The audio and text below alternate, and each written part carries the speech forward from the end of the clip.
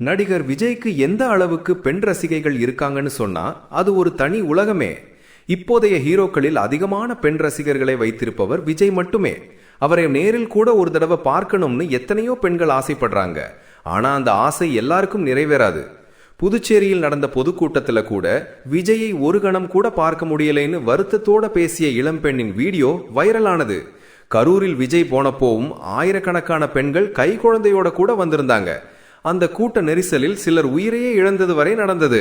அதனால் தான் புதுச்சேரி தவேக கூட்டத்துக்கு போலீசார் கடும் கட்டுப்பாடுகள். 5000 பேருக்கு மட்டுமே அனுமதி, அதுவும் QR கோட் மூலமா. குழந்தைகள், கர்ப்பிணி பெண்கள் அவர்களுக்கு கூட நுழைவில்லை. இந்நேரத்தில் நெஞ்சை நெருடும் ஒரு வீடியோ இணையத்தில் வைரல்.